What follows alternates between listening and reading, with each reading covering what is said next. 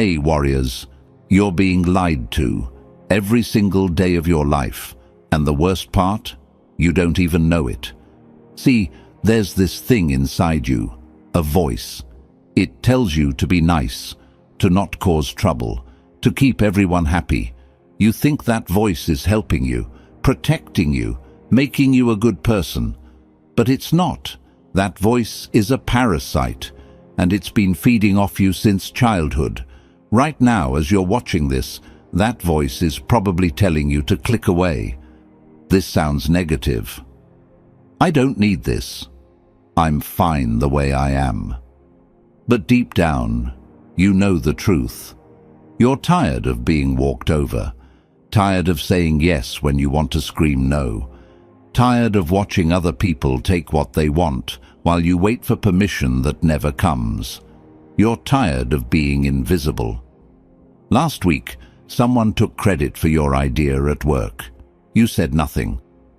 3 days ago, a friend cancelled plans last minute.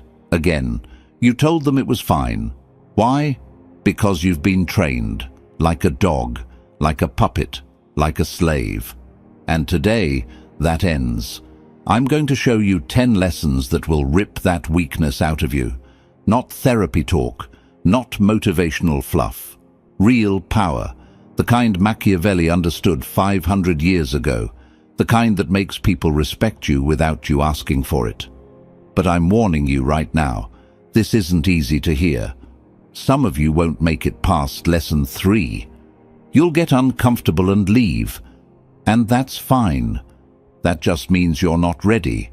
But if you stick around, if you watch until the end, you'll never be the same person again. You'll walk into rooms differently, talk differently. The way people treat you will change overnight, because you'll finally understand something most people never learn. Being nice doesn't make you good, it makes you prey. So here's what's going to happen. You're going to watch this entire video, not in pieces, not while scrolling on your phone. You're going to focus, because buried in these 10 lessons is the key to everything you've been missing. The reason people ignore you, the reason you feel powerless, the reason respect always goes to someone else. Still here? Then you're ready for the truth.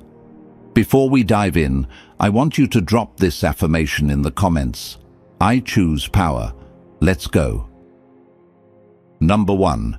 Society's conditioning is a hidden rule of control. Remember kindergarten? They sat you in a circle, told you to share your toys, punished you when you took what you wanted, rewarded you when you sat quietly and obeyed. You thought they were teaching you to be good. They weren't. They were teaching you to be controlled. Every don't talk back was training you to silence yourself. Every be nice was programming you to ignore your instincts. Every wait your turn was conditioning you to let others go first. And it worked perfectly. Now you're an adult, and you still follow those rules. You still wait your turn in conversations while louder people talk over you. You still be nice to people who treat you like garbage. You still share credit with people who did nothing. You think you're being mature, civilized, a good person. You're not. You're being obedient. Machiavelli once said, "Everyone sees what you appear to be. Few experience what you really are." Society made you appear harmless so you'd be easier to control, and you fell for it. Watch a boardroom meeting.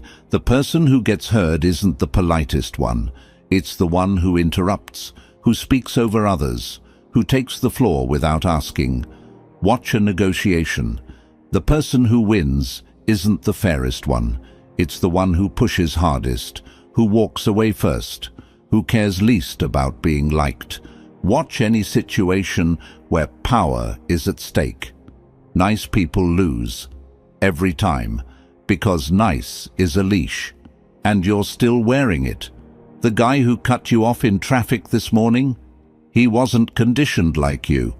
The co-worker who stole your idea? She broke free from the rules you still follow.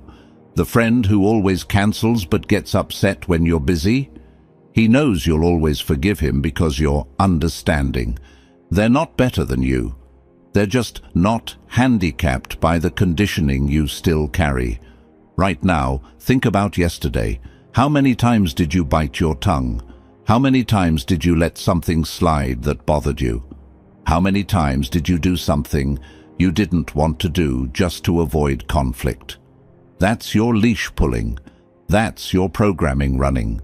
And every time you obey it, you give away a piece of your power. The first step to freedom is seeing the cage. You just saw it. Now you can't unsee it. Number 2, humans are naturally selfish and jealous. Your best friend is not rooting for you. I know that stings, but it's true. Oh, they'll say they are. They'll like your success posts. They'll say, "I'm so happy for you," with a big smile. But watch their eyes. Watch what happens when you announce your promotion, your new relationship, your big win. There's a flicker, just for a second, before the smile comes. That flicker is their real reaction. Jealousy, resentment, a tiny voice in their head saying, "Why them and not me?" They can't help it. You can't help it either when it happens to you. It's human nature. We're wired to compete, to compare, to want what others have. 1,000 generations of evolution made us this way, because the ones who weren't selfish didn't survive. Your co-worker who smiles at you in the hall, she's the same one who told your boss you're not a team player last week. Your uncle who gives you advice at family dinners, he's the same one who talks about your failures behind your back. Your friend who forgot to invite you, she didn't forget. She just didn't want you there. This isn't pessimism. This is reality. And once you accept it, everything gets clearer. You stop being shocked when people betray you. You stop trusting people who haven't earned it. You stop sharing your plans with people who secretly hope you fail. Most importantly, you stop taking it personally. Because it's not about you, it's about them, their insecurity, their jealousy, their fear that your success makes them look bad. When you understand this, you move differently. You keep your wins quiet until they're undeniable. You don't announce your plans, you just execute them. You don't expect loyalty. You create situations where it's in people's interest to stay loyal. Look, I'm not saying everyone is evil. I'm saying everyone is human, and humans put themselves first. Always. The people who understand this rule the world. The people who don't keep getting blindsided. Which one are you going to be? Now, I want you to drop this affirmation in the comments. I see clearly. Number 3. Nice people get used. Truth tellers get respect. Here's a test. Think about someone you genuinely respect, not like respect. Got someone in mind? Now ask yourself, are they nice? Probably not. They might be fair, might be honest, but nice, not. The people you respect are the ones who push back when you're wrong, who don't sugarcoat the truth, who make you uncomfortable sometimes. Your nice friend who agrees with everything you say? You like them, but you don't respect them. Your blunt friend who calls you out on your BS? You might get annoyed with them, but you respect them. There's a difference. Nice people are useful. They say yes to things. They don't cause problems. They make life easier for everyone around them. But useful isn't respected. Useful is used. At work, who gets the extra assignments? The nice person who never says no. Who gets talked over in meetings? The nice person who doesn't fight for their voice. Who gets their ideas stolen? The nice person who doesn't make a scene about it. Meanwhile, the person who says, "That's not my job." Who interrupts when interrupted? Who calls out credit thieves publicly? They get respected. They get listened to. They get promoted. Why? Because they've shown they have boundaries, and boundaries command respect. Machiavelli once said, The promise given was a necessity of the past. The word broken is a necessity of the present. Translation: what works changes with circumstances. Nice worked when you were 5. It doesn't work now. Truth-telling works, even when it's uncomfortable. Especially when it's uncomfortable. When you tell your boss their idea won't work, they might not like it. But they'll remember you're not a yes man. When you tell your friend they're being selfish, they might get defensive. But they'll respect that you're honest. The world doesn't need more nice people. It needs more honest ones.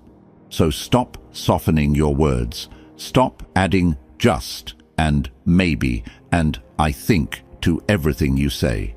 Say what's true. Say it clearly. Let the chips fall where they may. Number 4. The desire to please kills freedom. You know what your biggest prison is. It's not your job, not your circumstances. It's your need for approval. Every time you change what you say based on who's listening, you lose yourself a little. Every time you do something you hate just to make someone else happy, you trade freedom for acceptance. And acceptance is a trap. Think about your day. How much of what you did was actually what you wanted to do? You laughed at your boss's bad joke, wore clothes that are appropriate, but you hate, agreed to plans you don't care about, stayed quiet when you had something to say. Why? Because you're afraid of judgment, afraid of conflict, afraid of being disliked. But here's the thing. The more you try to please everyone, the less you please yourself. And after years of this, you wake up one day and realize you have no idea who you actually are. You're just a collection of reactions to other people's expectations. That's not living, that's performing. Real freedom is saying what you think, even when your voice shakes. Wearing what you want, even if people judge. Saying no, even when people get upset. Real freedom is choosing authenticity over approval. But that's terrifying. Because the moment you stop pleasing people, some of them will leave. Some will get angry. Some will call you selfish or difficult or changed. Let them. Those people didn't love the real you. They loved the version of you that served them.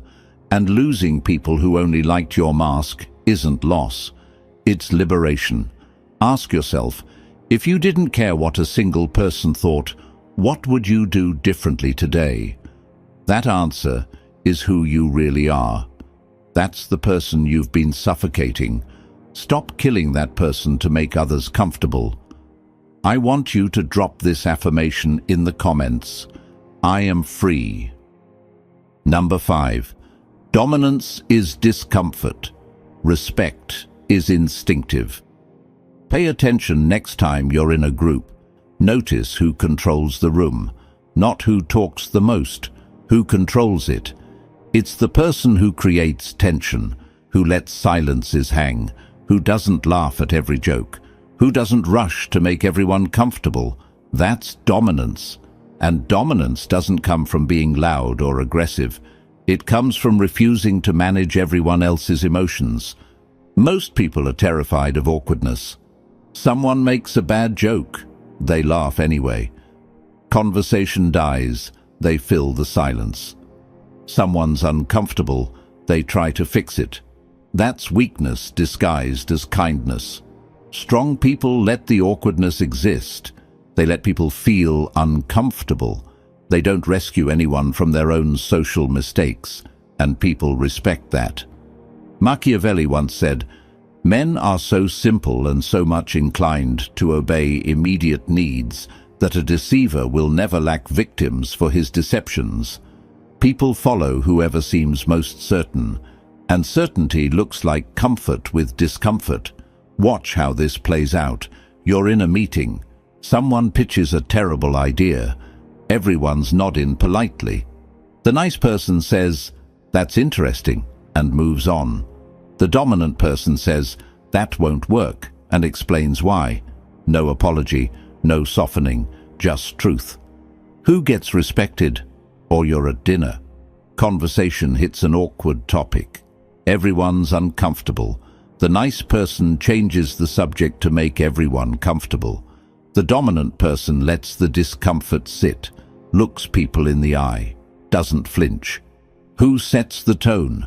Creating strategic discomfort, not being mean, just refusing to smooth everything over, makes you the gravitational center of any interaction. People start watching you to see how to react, seeking your approval instead of you seeking theirs. Adjusting to your energy instead of you adjusting to theirs. That's power.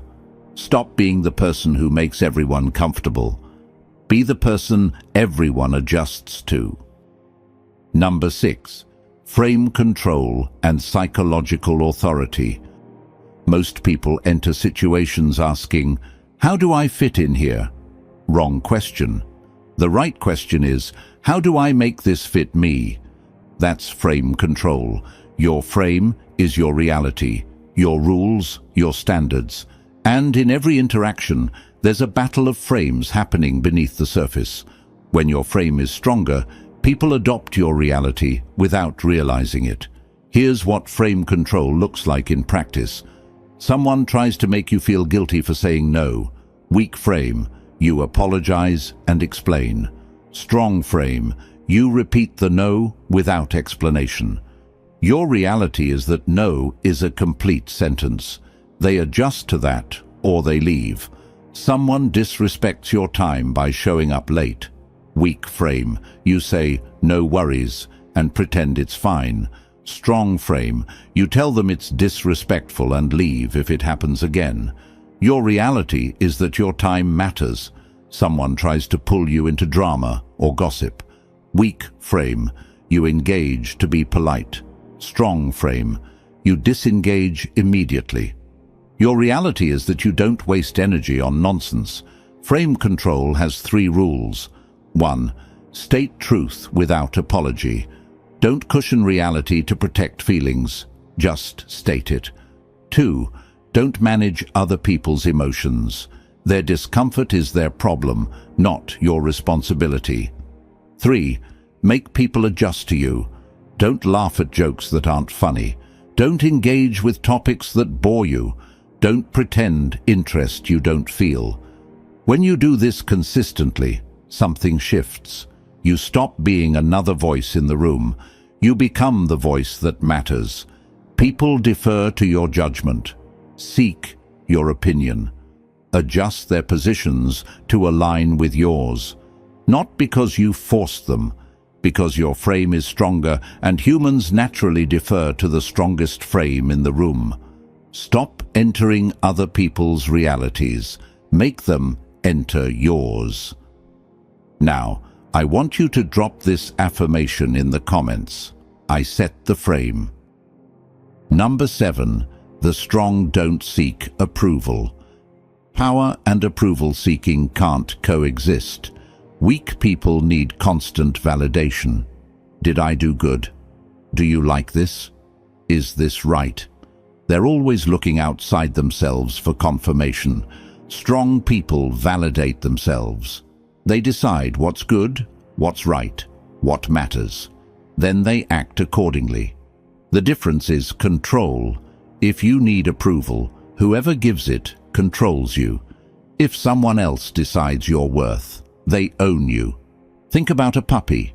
It does tricks, looks at its owner, waits for the good boy. That's you every time you seek approval. Now think about a wolf. It doesn't wait for validation. It just moves. That's what you need to become. Machiavelli once said, "It is not titles that honor men, but men that honor titles." Your value comes from inside you, not from what others say about you. Strong people don't celebrate minor wins. They don't fish for compliments. They don't need someone to tell them they're on the right track. Strong people take conflict head-on. When there's a problem, they address it immediately.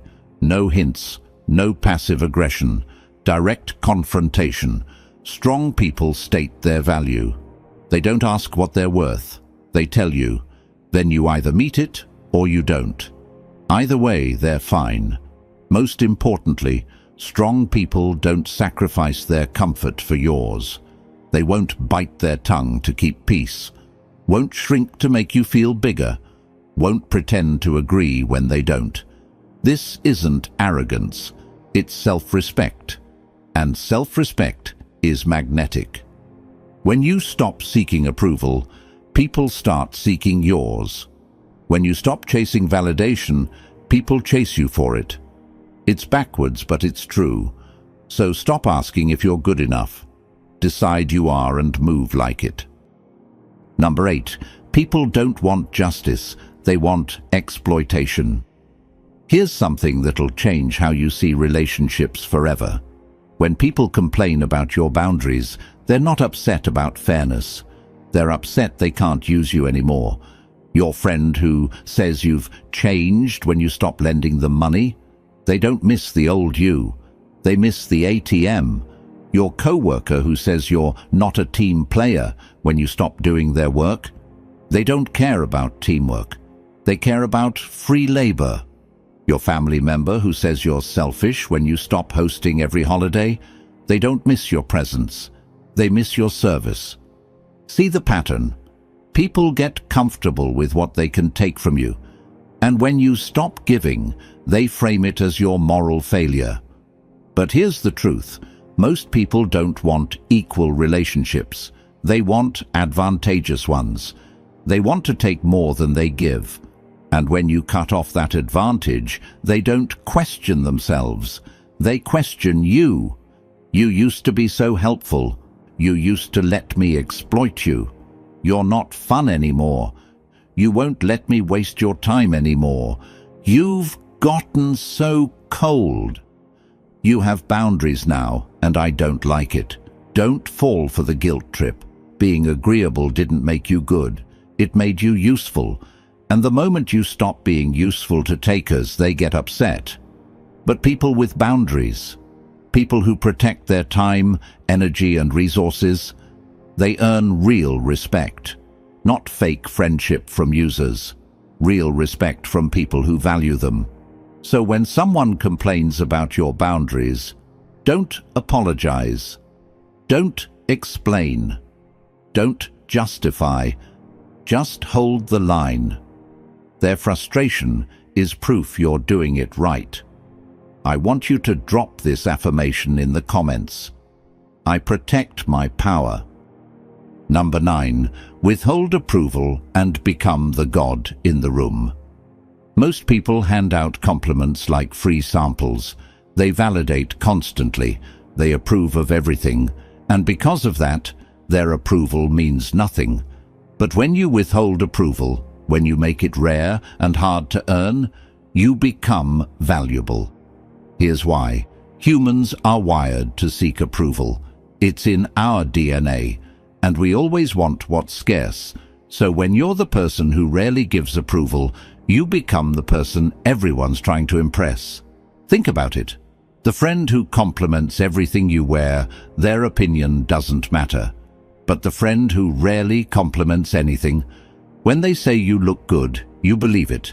The boss who praises every small task, their approval is meaningless. But the boss who only praises exceptional work, you work twice as hard to earn it.